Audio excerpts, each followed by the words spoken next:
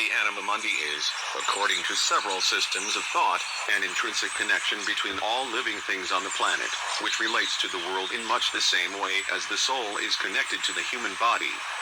Although the concept of the Anima Mundi originated in classical antiquity, similar ideas can be found in the thoughts of later European philosophers such as those of Spinoza, Leibniz, Kant, Schelling, and Hegel, particularly in his concept of Weltgeist. The Stoics believed it to be the only vital force in the universe. They identified Anima Mundi as pneuma. Plato adhered to this idea, identifying the universe as a living being, the concept known as world soul. Plato's dialogue Timaeus describes this living cosmos as being built by the demiurge, constructed as to be self-identical and intelligible to reason, according to a rational pattern expressed in mathematical principles and Pythagorean ratios describing the structure of the cosmos, and particularly the motions of the 7 classical planets.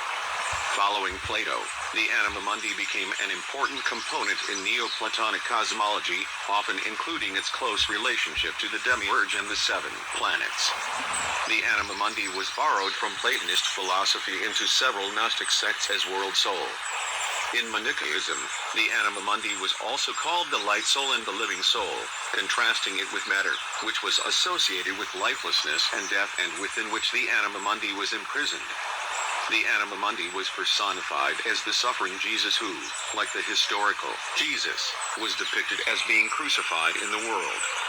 This Mystica Crucifixio was present all material things, including the skies, soil, and trees of the world, as expressed in the Coptic Manichaean Psalms. Similar concepts in Eastern philosophy include the Brahman, Purusha, and Paramatman of Hinduism, and Qi in the Chinese school of naturalists, Taoism, and Neo-Confucianism. The end.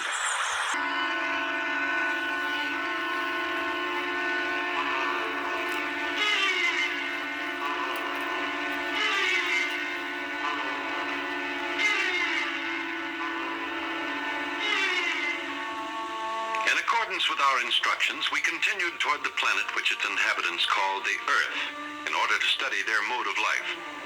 The intelligent creatures on this planet call themselves human beings, and they exist in an amazing variety of conditions. Whether it is things are caused by natural cycles or whether they're caused by human cycles, we must get ready for a world that is much less perfect for the current systems.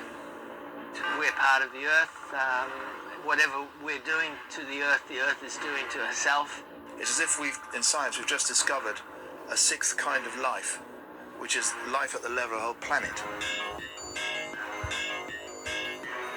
The choice being presented to mankind now is either evolve or perish, grow up or die. Change the way you view the world and your relationship to it, because I believe this planet is alive, and I believe that we have to establish a basic fundamental connection with all life on this planet to achieve something called balance.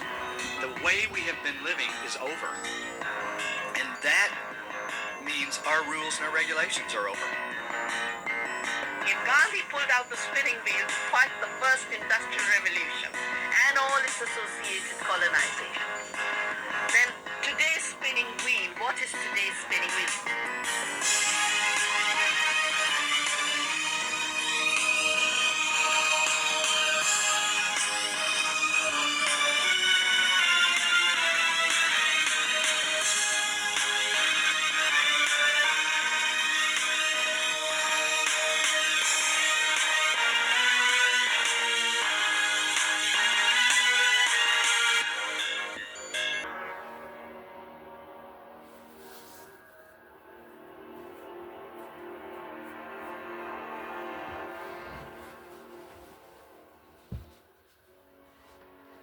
The germ within the cosmic egg takes unto itself form.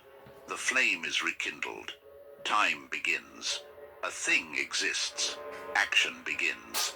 The pairs of opposites spring into being. The world soul is born and awakens into manifestation. The first rays of the new cosmic day break over the horizon.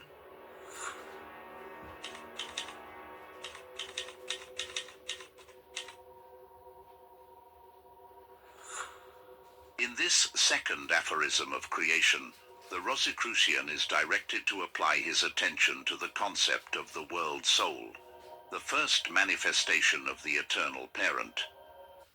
Hi aspiring traders, do you want to know the number one secret to making a steady second income trading stocks and Forex working as little as 30 minutes a day? If you're watching this, chances are you've thought about trading, but you haven't taken the plunge yet. Or maybe you've dabbled in trading before, only to end up frustrated, left wondering whether trading is just a game for the insiders and the experts who have years of experience. Maybe you think you'd have the time or the knowledge for it, or maybe you're stuck in a job that you don't love, working long hours, and dreaming of a life where your money works for you. If any of that sounds familiar, I get it. But let me tell you, the problem isn't you or the markets. The problem is that you don't have a proven system that works for trading, which is simple, reliable, and doesn't require years of experience or tons of capital to get started. What I want you to do is think about where you are now, and think about where you'd be a year from now if you continue to keep doing what you're currently doing. Clocking in at a job that drains you, wondering if you'll ever have the freedom to spend more time with family, travel, or simply enjoy life. Still watching others cashing in on the biggest opportunities in the stock and Forex markets while you're stuck on the sidelines. Here's the harsh truth, my friend. Every day you're leaving money on the table. But if you don't have the knowledge or the strategy to take advantage of the amazing opportunities that are in the markets right now, you're gonna regret it later. But here's The world soul, the first manifestation of the eternal parent. This world soul, the first manifestation, is represented by the Rosicrucians by the symbol of a circle containing at its center a black dot or point.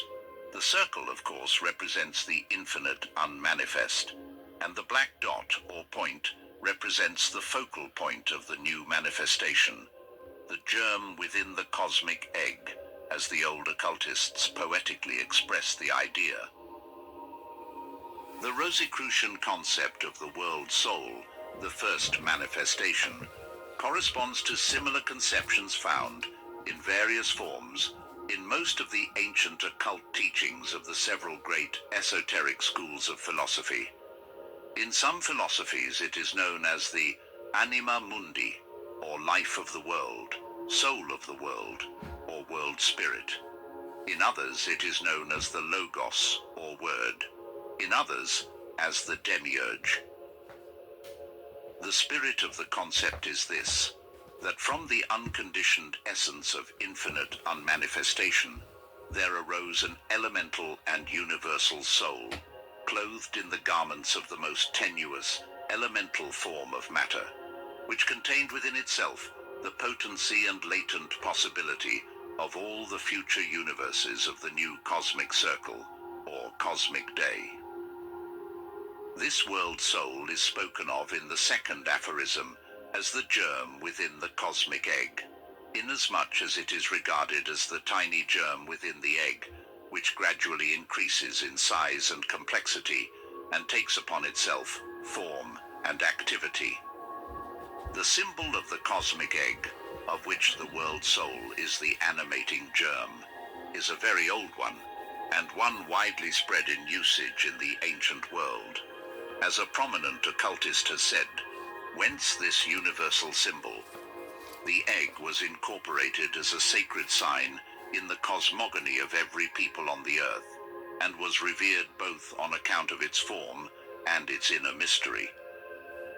From the earliest mental conceptions of man, it was known as that which represented most successfully the origin and secret of being, the gradual development of the imperceptible germ within the closed shell, the inward working, without any apparent outward interference of force, which from a latent nothing produced an active something, needing naught save heat, and which, having gradually evolved into a concrete living creature, broke its shell, appearing to the outward senses of all a self-generated and self-created being, must have been a standing miracle from the beginning.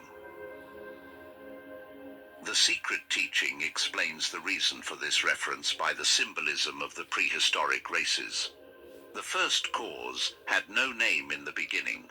Later it was pictured in the fancy of the thinkers as an ever-invisible bird that dropped an egg into chaos, which egg became the universe.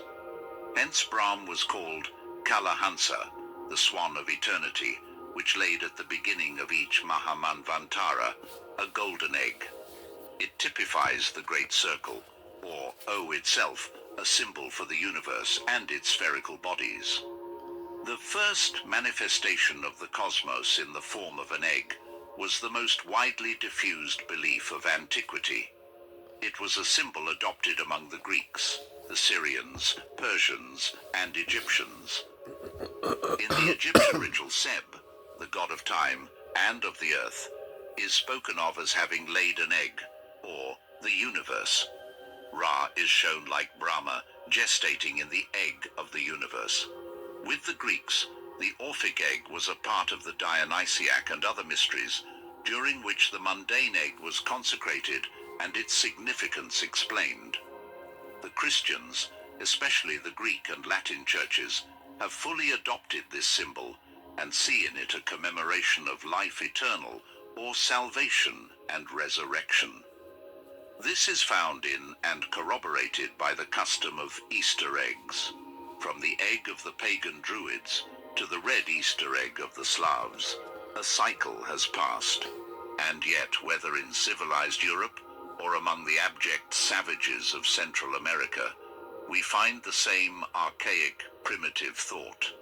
If we only search for it and do not disfigure, in the haughtiness of our fancied mental and physical superiority, the original idea of the symbol. The concept of the world soul, in some form of interpretation and under some one of many names, may be said to be practically universal. Among many of the ancient schools of philosophy, it was taught that there was an Anima Mundi, or world soul, of which all the individual souls were but apparently separated, though not actually separated units.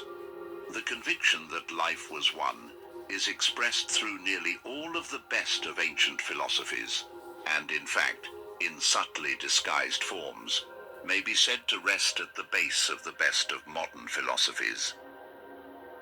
In the philosophical concept of the Logos, we find another and more advanced form of this same fundamental concept. The term Logos first became prominent in the philosophy of Heraclitus of Ephesus, where it appears as the law of nature, objective in the world, giving order and regularity to the movement of things. The Logos formed an important part of the Stoic system of philosophy. The active principle, abiding in the world, they called the Logos, the term being likewise applied to the universal productive cause. An authority on the history of philosophy has said of the concept of the Logos: if you want to make a full-time income from home working part-time, you need to know this one concept, because on the history of philosophy has said of the concept of the Logos. The Logos, a being intermediate between God and the world, is diffused through the world of the senses.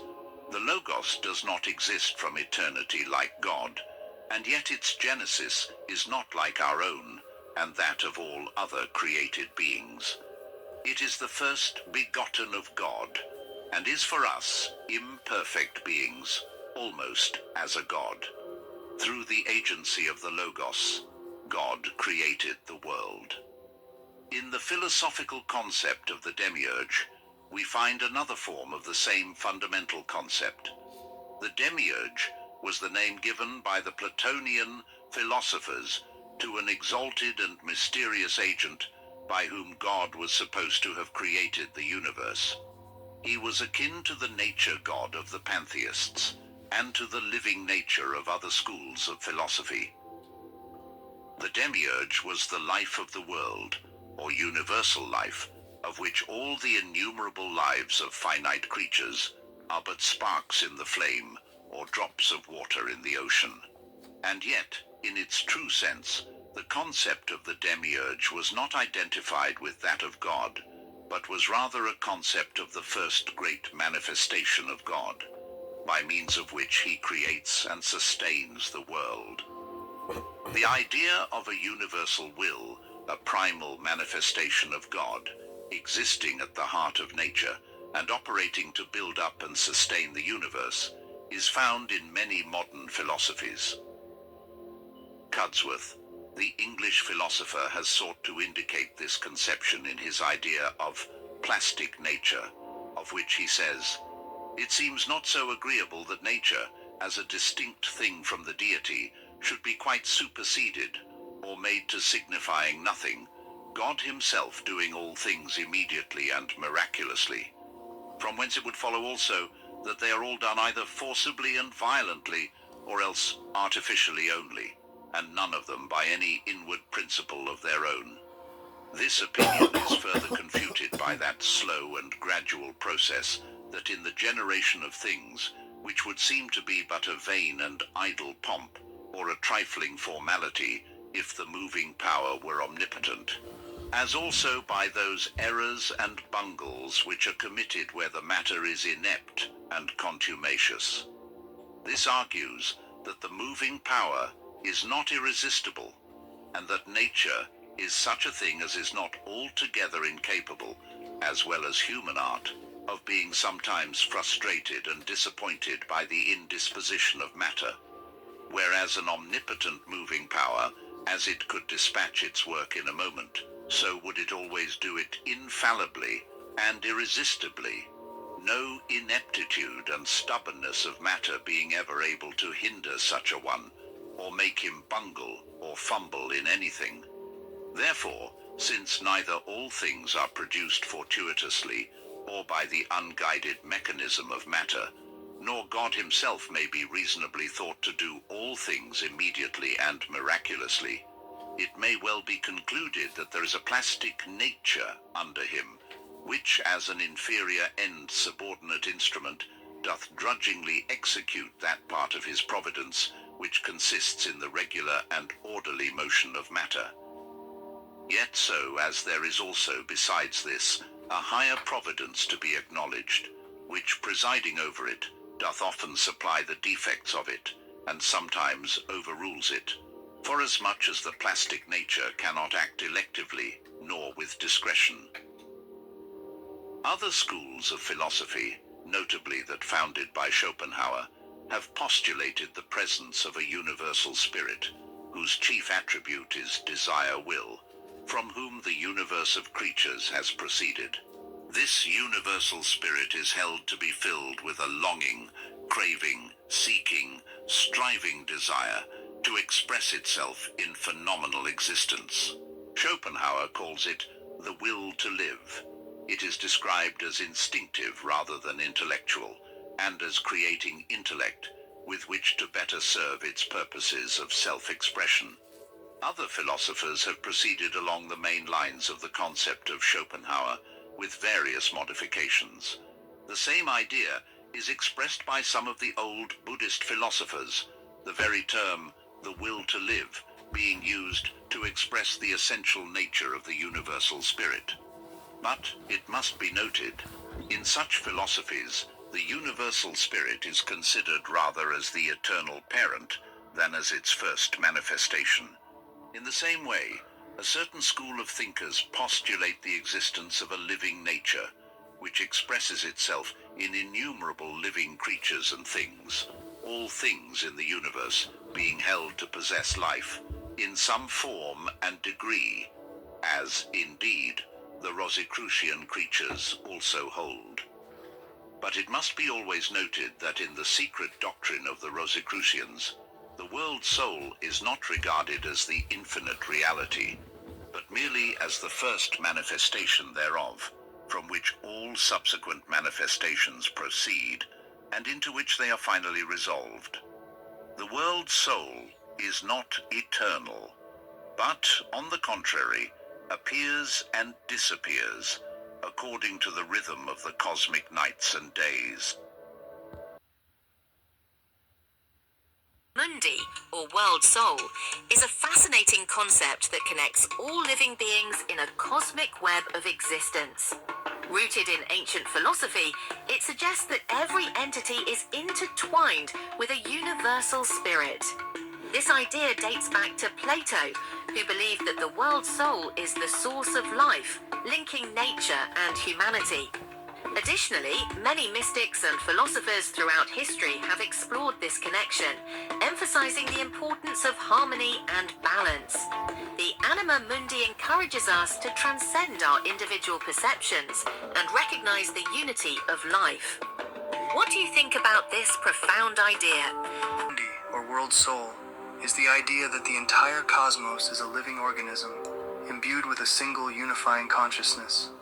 The soul of the world connects every aspect of existence, from the smallest atom to the largest star.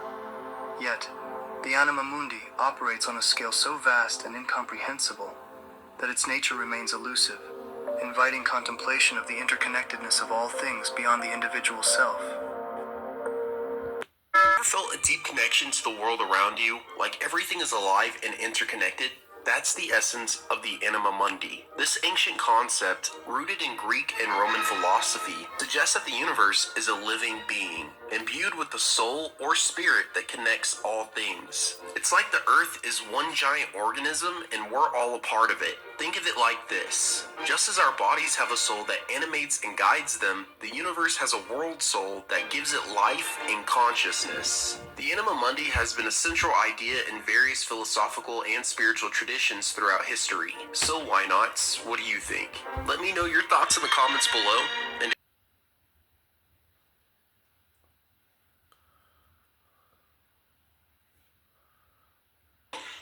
welcome to Theosophy in Wales. I'm Dave Marsland. Anima Mundi, the soul of the world. Well, Theosophists go a bit further than most Gaia theorists.